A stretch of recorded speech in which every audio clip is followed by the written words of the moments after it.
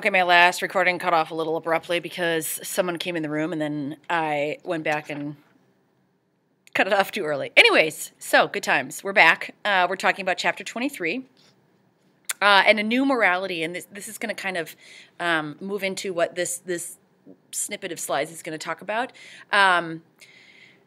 We're changing the way that people feel about things in the way that they address religious issues and the way that they address norms in society, the way that they address moral issues, settlement issues in terms of immigration. There's a lot of different things that are happening. And as a result of this, we have kind of a change in our moral compass. Well, not really the moral compass, but maybe the moral fiber of our country. We have this, as you saw in the video, the rise of the flapper. And someone said yesterday, what is a flapper? And flappers were kind of they developed, the idea developed from France. And so with that comes a little bit of scandal because, those French, they're very scandalous. After World War I, we talked about how the hem of the dresses were coming up a little bit to expose the ankle. And then after that, they God forbid, went to the knees. You could see all the way, the whole bottom part of a woman's leg, how very scandalous. And then these women would go to these speakeasies and do illegal things in prohibition, and they would smoke, and it was so cool to smoke. And so the what's acceptable, and again, this is mostly among, kind of like the younger 20s, and late teens, but it changed the way that people focused on things. And this really kind of hit a spot with people who were older and had, kind of been raised under the idea that we, as a country had a particular code to follow.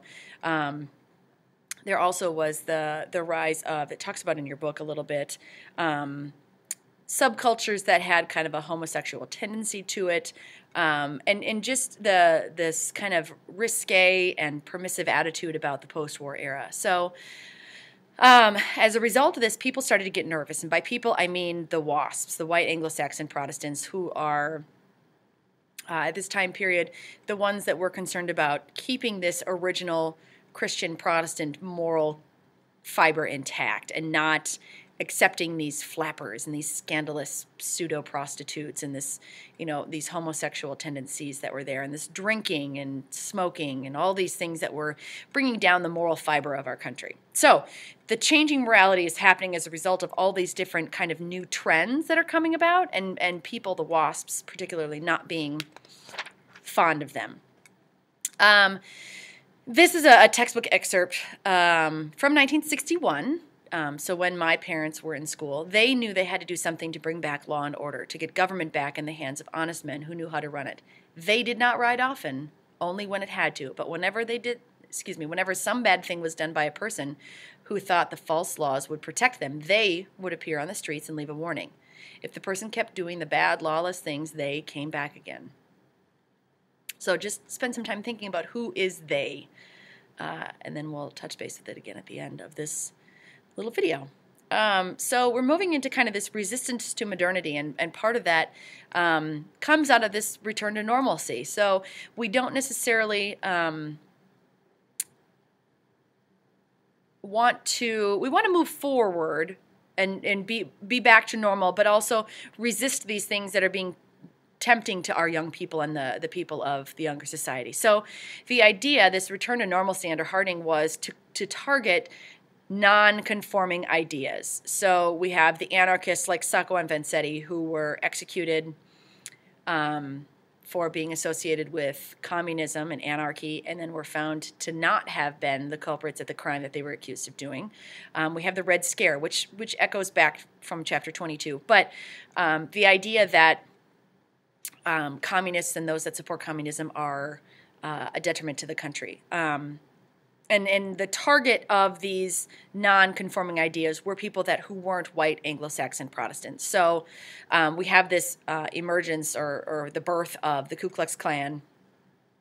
We have race riots, particularly in the North. In the summer of 1919, there were 25 race riots.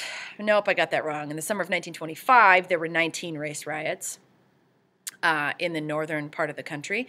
They also targeted some Catholics. Jewish people, of course, were targeted, and they were the ones at the rise of the movie industry. So a lot of the movie business was targeted, and this is kind of where we see this emerging trend towards McCarthyism. And immigrants were targeted as well as they started to implement immigration quotas, which is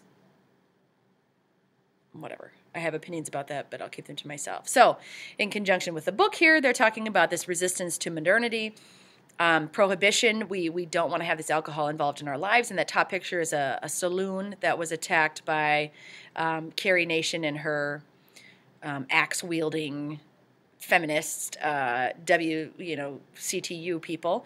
The Volstead Act brought in task force to enforce the 18th Amendment, but there was 1,500 cops for the whole country. I mean, you needed that many in Detroit, as you saw from Demon Rome and how successful they were. Immigration restrictions, we implement these things. God, immigration law is just something that's so fascinating to me, and that's probably subject for a whole different class period. But we start putting restrictions and limitations on who can come in the country. It starts with the Chinese in the late 1800s and moves into the 1900s. And I'm going to pause. Look, you said one class was... Okay, so that was Mr. Strand. Sorry about that. I don't remember what I was talking about, but... Oh, immigration quotas. 1880s, yes, the Chinese were being restricted. And then we included the Gentleman's Agreement, which excluded Japanese people. And then we just, did all Asian people together. Because really, what white person at the time could tell the difference between someone from one part of Asia or the other? I mean, immigration laws and restrictions were absurd to me. But if you do have some time, you should go to Ellis Island. I studied there for a week, and it was a brilliant experience, and I could talk to you about it sometime. But anyways, we also have the Ku Klux Klan gets involved with immigration because they don't like foreigners, so they start attacking foreigners and black people. We do have a bit of religious fundamentalism that comes into the scene. And this is, again, part of that return to normalcy. People found comfort in their faith. And it primarily happened with the fundamentalist Christians in the Bible Belt. They were doing, things there to kind of reconnect with their faith and really become one with their faith. And the pictures here are from the Scopes monkey trial, or John T. Scopes was a football coach in Dayton, Tennessee.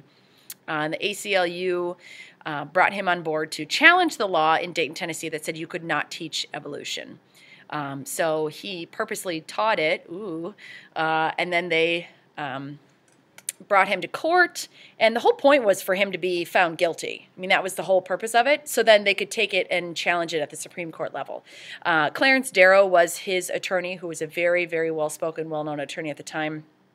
And on the opposite side of him, defending the state of Tennessee and Christians all over the place, was William Jennings Bryan, and he fought against Clarence Darrow and ultimately won, but kind of lost. And then after the trial, 5 days later died, I think, because it really just took the heart and soul out of him, because he was kind of trounced on stage. I should probably show a clip of it next week. Maybe I will. But I have a clip from a movie that was made from this trial that shows kind of the downfall of William Jennings Bryan, who was mostly all bark and no bite. But they wanted to target those people that did not believe in Christianity and a literal interpretation of the Bible. And yeah, so that's Scopes monkey trial. And then alcoholism, the Volstead Act with the 1,500 cops that I talked about already. We're not going to do that. And we're not going to do this KKK reading either. But the quote at the earlier part of the video, this is about the Ku Klux Klan. So the Ku Klux Klan knew they had to do something to bring back law and order. The Ku Klux Klan did not ride often, only when it had to. The Klan would appear on the streets and leave a warning. If the person kept doing the bad, lawless things, the Klan came back again. So the whole thing was they were trying to go back to getting people in alignment with the ideas of the WASPs. And then I see your book goes into the state, the economy, and business. Herbert Hoover, and Hoover's going to be ultimately part of the reason that we go into the Great Depression. Commerce and foreign policy. Talked a little bit about this with imperialism. Promises postponed. Okay. Mexican immigration, feminism. The New Negro talks about the Harlem Renaissance. So a lot of these things I talked about a little bit and skipped around. The election of 1928.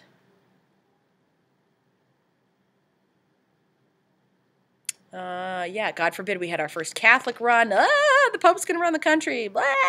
People freaked out.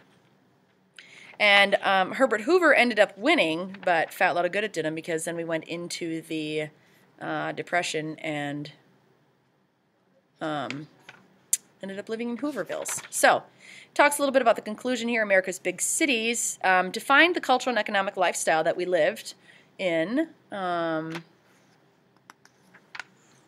People were quite suspicious because of post-war kind of trends that were happening. A lot of them went against the moral code that they had. I'm just looking back here on some of the things here. The election map we've got there. Sacco and Vanzetti, a little quote there. Migration of African Americans to the north. Shows the percentage of African Americans where they lived. Quick review, Harlem. I'm going backwards here. 1920s, we have the Mexican immigrants that come here in the zoot suit. Woo! We have the first,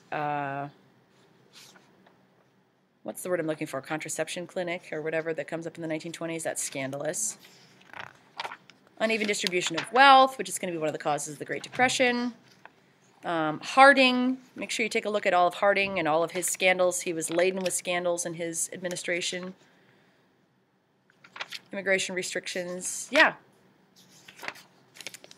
The Bob, the Flapper. Okay, here's my overview. So yeah, enjoy.